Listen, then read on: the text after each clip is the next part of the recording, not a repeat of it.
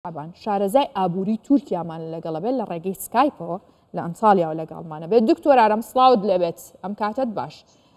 دکتۆر، ئەم سیاسەتەی کە تورکیا بەنیازە بەتایبەت بانکی ناوەندی تورکیا کە بیگرێتە بەر بۆی ڕێژەی سوی بانکی دابەزێنێت، کاریگەری لەسەر ئەوەندەی دیکە خراپبوونی بەهای لیرە بێت، پێ دوایە هەنگاوێکی باشە بەرەو چارەسەر ڕوات یاخود چی بکات وەکو جێگرەوەی؟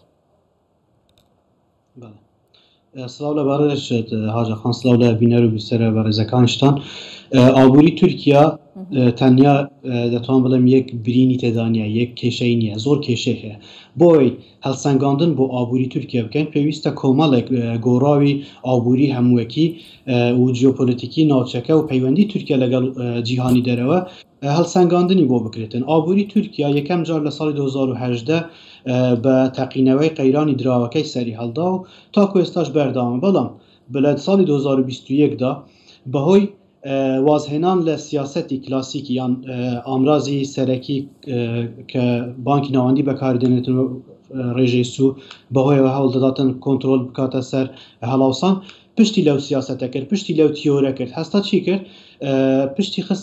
پشتی بەست بەو تیۆرەی کە بەو باوەڕێ کە ڕێژەی سوو خۆی دەبێتە هۆکاری هەڵاوسان، بەوەی کە خەڵک دەتوانێتن ڕێژەی سوو پارەیەکی زیاتر و قازانجی زیاتری دەستکەوێت، پارەیەکی زیاتری بێتە ناو دەست و زیاتر بخاتە بازار. چونکە ئابووری تورکیا کە گەشە دەکاتن بە ڕێژەیەکی زۆر پشت دەبەستێتن بە خەرجی بەکارهێنەر، واتە خەرجیەکان ئەوەندە زۆرن، کرێدت و قەرزەکانی بانکی ئەوەندە ئاسان و زۆر بوون و فایدە ئەوەندە بە ئاسانی قەرزەکان دەدران، ئەمە وای کردووە کە ئابووریەکەی گەورە بێتن، واتە گەورەبوونێکی حەقیقی یاخود کوالیتی بەرز نەبێتن. بۆ ئەوەی هەڵسەنگاندن بۆ ئابووری تورکیا بکەین پێویستە کۆمەڵێک گۆڕاوی تر هەروەکو ئاماژەم پێکرد لەبەرچاو بگیرێ. بۆ نمونە ئەو کێشە سەرەکیە کە تورکی هەیەی بریتە لە کورتێنان لە بازرگانی دەرەکی کە ئەم ساڵە ساڵی 2024 82 میلیارد و 200 میلیۆن دلاری کورتێنان هەیە، ئەوە ڕێژەیەکی زۆر زۆر گەورەیە.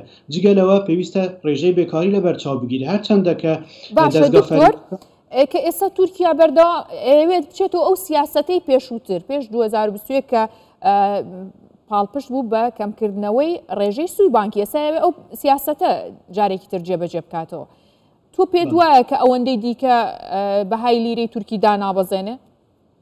ببوورە ئەو کاتە کە ئەو سیاسەتە جێبەجێکرا جیاوازە لەو کاتێک کە ئێستا بڕیاردراوە ڕێژەی سوو کەم بکرێتەوە، بۆ چونکە ئەو کاتە پێیان وا بوو کە دەسەڵاتداران پێیان وا بوو کە ئەو هەڵاوسانە لە ئەنجامی سووەوە دروست بە، بەڵام ئێستا ئەو بیرۆکەیە بە هەڵە لە قەلەم درا و سەرکەوتوو نەبوو. ئێستا لە دوایین کۆبوونەوەی بانکی ناوەندی بڕیار لەوە درا کە ڕێژەی سوو بە هاوتەریب لەگەڵ ڕێژەی هەڵاوسان و دۆخی بازار تورکیا و دۆخی ئابووری ناوچەکە بەردەوام هەڵسەنگاندنی بۆ بکرێتن بە گوێرەی ئەمە دابەزرێت، ینی بێتە خوارێ. ئەوە تا لە دوا کۆبوونەوەی لە ساڵی 2024دا لە دوا کۆبوونەوەکەی پێش 3 هەفتە بەر لە ئێستا بڕیاری دەکات 250 خاڵ لە ڕێژەی سوەکەی دابەزێنێ، بەڵام ئێستا سەیری بازاری بانکی تورکیا دەکەین، کارتی بانکی تورکیا دەبینین کە ڕێژەی سوی دانەبەزاندووە، ئێستاش هەروەکو خۆیەتی.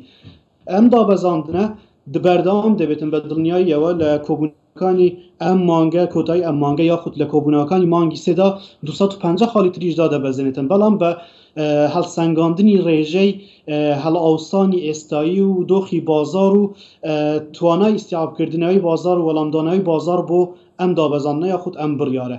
هەروەها ئێستا بابەتێکی تری گرنگکەیەویش ئەمریکایە بۆ تورکیا.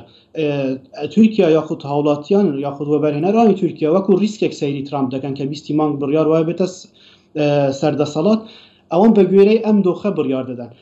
هەروەها بە هەمان شێوە چاودێری دۆخی فێد دەکەن، فێدرال ڕێزێروی ئەمریکا دەکەن. ئەگەر ئەوان بەردەوام لە دابەزان کە بڕیار وایە دابەزێن زیاتر ڕێژەی سوود دابەزێن، ئەوانش بەردەوام دەبن، بەڵام وەکو گوتم وەکو 2021 نابێتن کە بە شێوەیەکی ڕادیکال و زۆر زۆر بە خێرایی ڕێژەی سوود دابەزێنرێتن. باشە، لە کاتێکا ڕێژەی هەڵاوسان بەرزە، لەگەڵەوەشداڵە ڕێژەی هەڵاوسان بەرزە، ڕێژەی سوی بانکیش دابەزێنێ، چی لە ئابووری تورکیاکە؟ ئەمە ئەوەی تر ئەو ئابووریە خراپ ناکات؟ بەڵێ، خۆی کێشەکە وەکو ئاماژەم پێدا کێشەکە زۆر قوڵە، چونکە تورکیا لە ماوەی 3 ساڵی ڕابردوو بەشە بازارێکی زۆری لەدەستدا و لە کێبڕکەی بازار نێودەوڵەتیەکان بەرامبەر بە چین لە پاشەکشێدایە.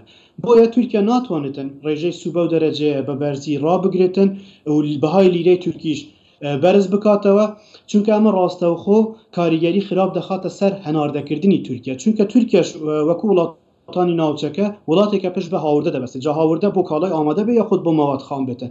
کاتێک کە بەهای لیرەی تورکی بەرز بکاتەوە وەختە کاریگەری نەرێنی دەخاتە سەر هەناردەکردنی، ناتوانێت پاڵپشتی هەناردەکردنەکەی بکاتن و ئەمە لە دۆخێکدا وا دەکات کە هاوردەکردنەکانی گران لەسەر بوەستن ئەگەر بێت و بەردام بە بەرزکردنەوە. ئێستا پرسیارەکە ئەوەیە ئایا بەهای لیرەی تورکی نزیک دەکرێتەوە لە ڕێژەی هەڵاوسانی ئامانجدار یاخود تێدەپارێتن لە ڕێژەی هەڵاوسانی ئامانجدار، کە بۆ وڵاتێکی وەکو تورکیا پێویستە ئەگەر بیاوێتن لە بازاری دەرەکی کێبڕکەی کاڵا چینیەکان و کاڵای وڵاتانی تر بکاتن پێویستە زیاتر بەهای لیرەکەی داب بەزێنێ. واتە ئێستا دەتوانم بڵێم کە بەهای لیرەی تورکی لە دۆخێکی باشە. بەڕێستان پێشبینی چیانەکەن بۆ بەهای لیرە بۆ ئەمساڵ؟ لە ماوەی ئەمساڵە ئێوەکو ئەزمونتان هەیە و شارەزای ئابووری تورکیان پێشبینیەکەن بەهای لیرە بگاتە چەند لەم ساڵە؟ من پێم باشە پێشبینی دامەزراوە بیانیەکان بخەمە ڕوو دواتر پێشبینی خۆم لەسەر بەهای لیرەی تورکی لە ماوەی ساڵی 2025دا. جیپی مۆرگان پێشبینی کرد بۆ ساڵی 2024 لیرە لە دەوروبەری 35 تاکو 36 بەڵام وتیان هەندێک لە دامەزراوەکان وتیان تا 40 ئەڕوات. بەڵێ ئێستا پێشبینی کردووە کە بۆ ساڵی ئایندە 45 لیرە بێ بۆ هەر دۆلارێک. گۆڵمان ساکس پێشبینی کرد بۆ 37 بێتن بۆ ئەم ساڵ کۆتایی ئەم ساڵی ڕابردوو، ینی بۆ ئەم ساڵی 2025 پێشبینی دەکات 44 بێ، واتە تەواوی پێشبینیەکان لە بینی 42 بۆ 45 خودی بانکی مرکزیش کە ئەنکێتێک بڵاو دەکاتەوە ڕاپرسی دەکاتن لە کارتی دارایی و ئابووری ناسانی وڵات پێشبینیەوە دەکەن تاکو 43.2 بەهای لیرە لە دەست بداتن، واتە 43 لیرە بۆ هەر دۆلارێک بەرز بێتەوە. کاتێک وەبەرهێنەری بیانیش کێشەیەکی دیکەش لە بازاری تورکیادا هەویش ئەوەیە وەبەرهێنەری بیانی هەوڵ دەدەن وەبەرهێنەری بیانی ڕابکێشن دابەزاننی بەهای یاخود ڕێژەی سوبە و دەرەجەیە وەبەرهێنەری بیانی ڕادەکات، واتە تورکیا لە دۆخێکدایە کۆمەڵێک خەلوزی لە دەستدایە کە گەشن و ئاگریان پێوێ هەوڵ دەدات هەمویان بگرێت و کۆنتترۆل بکات. بە پێشبینی من بە بۆچوونی من بەهای لیرەی تورکی هەوڵ دەدرێتن تاکو 45 بەرز بکرێتەوە 44 بۆ 45 تا کۆتای ئەم ساڵ، کە ئەمەش ڕێژەیەکی یاخود بەهایەکی لۆژیکی ئەو باشە بۆ کارتی هەناردەکردنی تورکیا. بەڵام ئەوە نابێت لەبیر بکەین ئەگەر بێت و ڕێژەی هەڵاوسانی تورکیا کە ئامانج وایە بکرێتە 121 بۆ ساڵی 2025 بەهای لیرە 145 بێتن ئەو کاتە دۆخێکی خراپ و ناسەقامگیر دروست دەکات لە ناوخۆی تورکیا. بەڕێز دکتۆر ئارام شعبان شارەزای ئابووری تورکیا لە ڕێگەی سکایپەوە لەگەڵمان بووی لە ئەنتاڵیا. سوپاس بۆ بەڕێستان.